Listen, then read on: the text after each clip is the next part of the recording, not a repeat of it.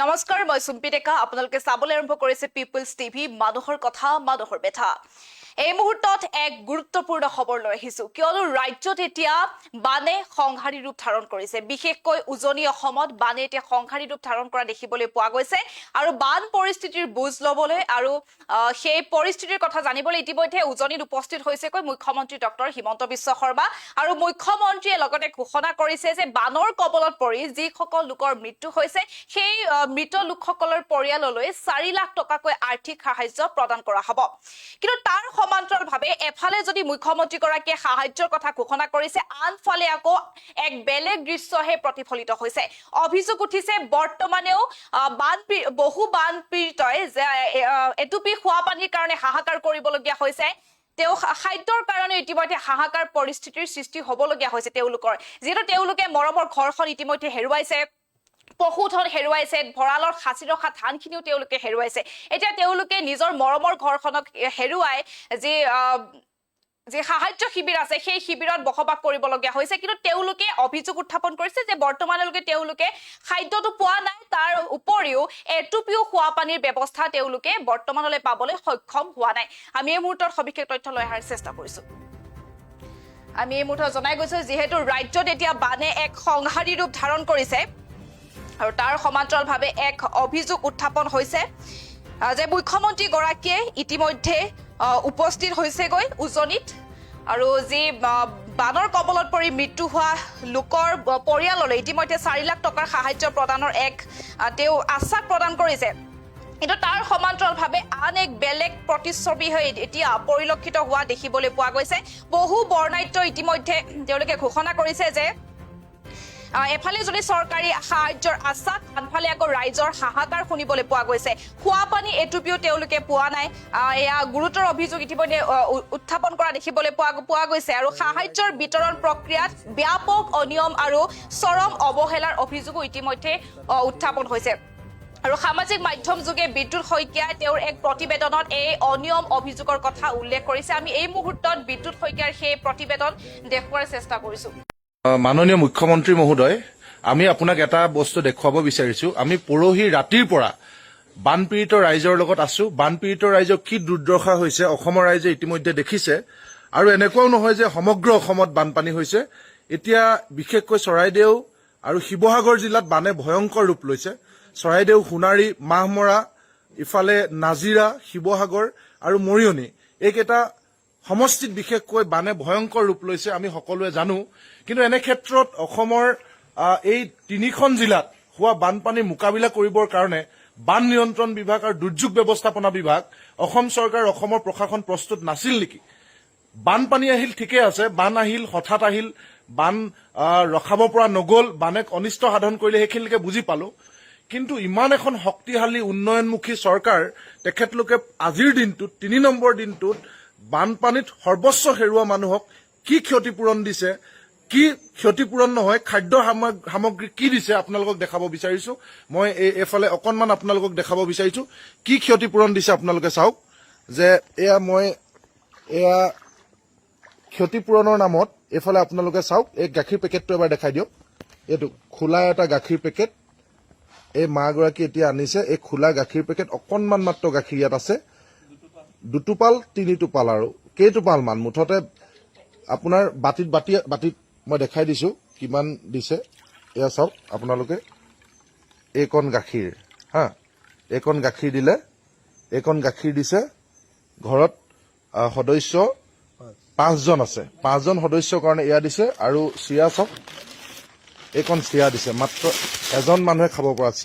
চিৰা দিছে দেই এয়া আৰু এইকণ চেনি দিছে চেনি চাওক এইকণ চেনি এয়া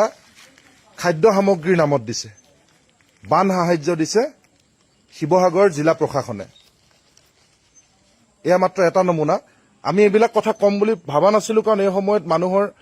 মানুহক কেনেকৈ ৰেস্কিউ কৰিব পাৰি কেনেকৈ উদ্ধাৰ কৰিব পাৰি সেইখিনি কাৰণে আমি লাগি আছিলো কিন্তু আমি দেখিছো যে সকলো বস্তু এটা সীমা থাকে আমি সীমাটো দেখিলো যে খাদ্য সামগ্ৰীৰ নামত এই ধৰণৰ নাটক কিয় মই পুনৰবাৰ কৈছো যে মুখ্যমন্ত্ৰীয়ে এই সময়ত থাকিব লাগিছিল অসমৰ ৰাইজৰ মাজত তেখেতে গৈ দিল্লীত আছেগৈ আৰু দিল্লীতো দেখিছো যে অসমৰ সাংসদসকলে দিলীপ শইকীয়া যোগেন মোহনে গৈ দিল্লীত অসমৰ মুখ্যমন্ত্ৰীৰ লগত কথা পাতিছে দিল্লীতহে গৈ অসমৰ সমস্যাৰ কথা পাতিব পাৰিছে ইলেকশ্যনৰ আগত তিতি বুঢ়ী প্ৰতিটো জেগাত আহি মুখ্যমন্ত্ৰীয়ে ভাষণ মাৰিছিলে এতিয়া তেওঁ গৈ দিল্লীত বহি আছে কাইলৈ আহিব বুলি শুনিছো আহে নাহে তেওঁ জানিব কিন্তু এই ধৰণে খাদ্য সামগ্ৰী দিছে সমগ্ৰ অসমৰ মাত্ৰ 3খন জিলাত এতিয়া বানে ভয়ংকৰ ৰূপ লোৱাৰ পিছত আজি 3 নম্বৰটো দিনত খাদ্য সামগ্ৰীৰ নামত মাত্ৰ আধা বাটি গাখীৰ আৰু এটেপা চিৰা আৰু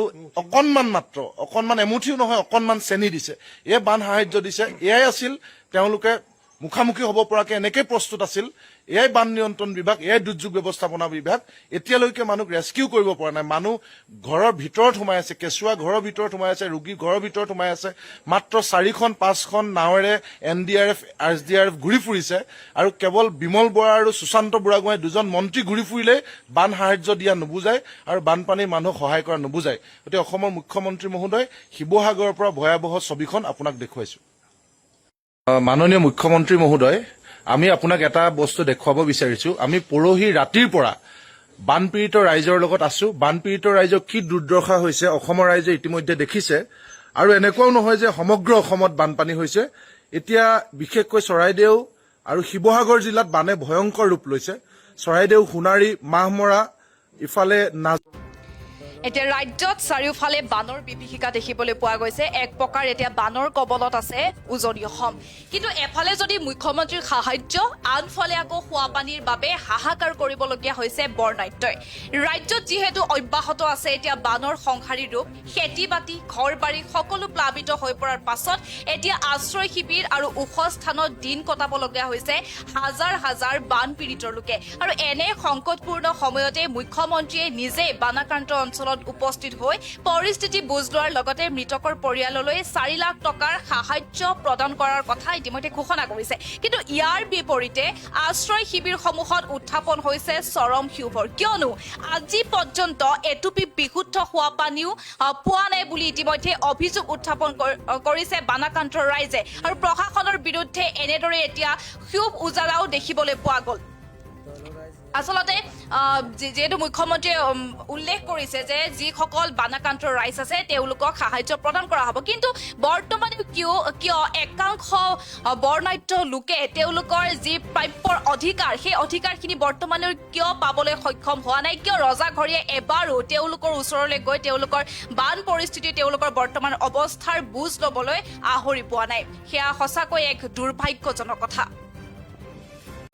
মাননীয় মুখ্যমন্ত্ৰী মহোদয়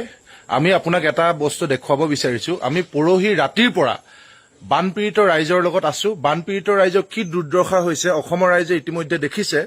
আৰু এনেকুৱাও নহয় যে সমগ্ৰ অসমত বানপানী হৈছে এতিয়া বিশেষকৈ চৰাইদেউ আৰু শিৱসাগৰ জিলাত বানে ভয়ংকৰ ৰূপ লৈছে চৰাইদেউ সোণাৰী মাহমৰা ইফালে নাজিৰা শিৱসাগৰ আৰু মৰিয়নি এইকেইটা সমষ্টিত বিশেষকৈ বানে ভয়ংকৰ ৰূপ লৈছে আমি সকলোৱে জানো কিন্তু এনে ক্ষেত্ৰত অসমৰ এই 3খন জিলাত হোৱা বানপানী মোকাবিলা কৰিবৰ কাৰণে বান নিয়ন্ত্ৰণ বিভাগ আৰু দুৰ্যোগ ব্যৱস্থাপনা বিভাগ অসম চৰকাৰ অসমৰ প্ৰশাসন প্ৰস্তুত নাছিল নেকি বানপানী আহিল ঠিকে আছে বান আহিল হঠাৎ আহিল বান ৰখাব পৰা নগল বানে অনিষ্ট সাধন কৰিলে সেইখিনিলৈকে বুজি পালো কিন্তু ইমান এখন শক্তিশালী উন্নয়নমুখী চৰকাৰ তেখেতলোকে আজিৰ দিনটোত 3 নম্বৰ দিনটোত বানপানীত সৰ্বস্ব হেৰুওৱা মানুহক কি ক্ষতিপূৰণ দিছে কি ক্ষতিপূৰণ নহয় খাদ্য সামগ্ৰী কি দিছে আপোনালোকক দেখাব বিচাৰিছো মই এফালে অকণমান আপোনালোকক দেখাব বিচাৰিছো কি ক্ষতিপূৰণ দিছে আপোনালোকে চাওক যে এয়া ক্ষতিপূৰণৰ নামত এফালে আপোনালোকে চাওক এই গাখীৰ পেকেটটো এবাৰ দেখাই দিয়ক এইটো খোলা এটা গাখীৰ পেকেট এই মাগৰাকী এতিয়া আনিছে এই খোলা গাখীৰ পেকেট অকণমান মাত্ৰ গাখীৰ ইয়াত আছে 2 টোপাল 3 টোপাল আৰু কেইটোপাল মান মুঠতে আপোনাৰ বাটিত মই দেখাই দিছো কিমান দিছে এয়া চাওক আপোনালোকে এইকণ গাখীৰ এইকণ গাখীৰ দিলে এইকণ গাখীৰ দিছে ঘৰত সদস্য 5জন আছে 5জন সদস্যৰ কাৰণে এয়া দিছে আৰু চিৰা চাওক এইকণ চিৰা দিছে মাত্ৰ এজন মানুহে খাব পৰা চিৰা দিছে দেই এয়া আৰু এইকণ চেনি দিছে চেনি চাওক এইকণ চেনি এয়া খাদ্য সামগ্ৰীৰ নামত দিছে বান সাহায্য দিছে শিৱসাগৰ জিলা প্ৰশাসনে। এয়া মাত্ৰ এটা নমুনা। আমি এইবিলাক কথা কম বুলি ভাবা নাছিলো, কাৰণ এই সময়ত মানুহক কেনেকে ৰেস্কিউ কৰিব পাৰি, কেনেকে উদ্ধাৰ কৰিব পাৰি, সেইখিনি কাৰণে আমি লাগি আছিলো। কিন্তু আমি দেখিছো যে সকলো বস্তু এটা সীমা থাকে। আমি সীমাটো দেখিলো যে খাদ্য সামগ্ৰীৰ নামত এই ধৰণৰ নাটক কিয়। মই পুনৰবাৰ কৈছো যে মুখ্যমন্ত্ৰীয়ে এই সময়ত থাকিব লাগিছিল অসমৰ ৰাইজৰ মাজত। তেখেতে গৈ দিল্লীত আছেগৈ, আৰু দিল্লীতো দেখিছো যে অসমৰ সাংসদসকলে, দিলীপ শইকীয়া, যোগেন মোহনে গৈ দিল্লীত অসমৰ মুখ্যমন্ত্ৰীৰ লগত কথা পাতিছে। দিল্লীতহে গৈ অসমৰ সমস্যাৰ কথা পাতিব পাৰিছে। ইলেকশ্যনৰ আগত তিতি বুঢ়ী প্ৰতিটো জেগাত আহি মুখ্যমন্ত্ৰীয়ে ভাষণ মাৰিছিলে। এতিয়া তেওঁ গৈ দিল্লীত বহি আছে, কাইলৈ আহিব বুলি শুনিছো। আহে নাহে তেওঁ জানিব। কিন্তু এই ধৰণে খাদ্য সামগ্ৰী দিছে। সমগ্ৰ অসমৰ মাত্ৰ 3খন জিলাত এতিয়া বানে ভয়ংকৰ ৰূপ লোৱাৰ পিছত আজি 3 নম্বৰটো দিনত খাদ্য সামগ্ৰীৰ নামত মাত্ৰ আধা বাতি গাখীৰ আৰু এটেপা চিৰা আৰু অকণমান এমুঠিও নহয়, অকণমান চেনি দিছে। এই বান সাহায্য দিছে। এয়াই আছিল তেওঁলোকে মুখামুখি হ'ব পৰাকে এনেকৈ প্ৰস্তুত আছিল। এয়াই বান নিয়ন্ত্ৰণ বিভাগ, এয়াই দুৰ্যোগ ব্যৱস্থাপনা বিভাগ। এতিয়ালৈকে মানুহক ৰেস্কিউ কৰিব পৰা নাই। মানুহ ঘৰৰ ভিতৰত সোমাই আছে, কেঁচুৱা ঘৰৰ ভিতৰত সোমাই আছে, ৰোগী ঘৰৰ ভিতৰত সোমাই আছে। মাত্ৰ 4-5খন নাৱেৰে NDRF, SDRF ঘূৰি ফুৰিছে, আৰু কেৱল বিমল বৰা আৰু সুশান্ত বুঢ়াগোহাঁই 2জন মন্ত্ৰী ঘূৰি ফুৰিলেই বান সাহায্য দিয়া নুবুজায় আৰু বানপানীৰ মানুহক সহায় কৰা নুবুজায়। গতিকে অসমৰ মুখ্যমন্ত্ৰী মহোদয়, শিৱসাগৰৰ পৰা ভয়াৱহ ছবিখন আপোনাক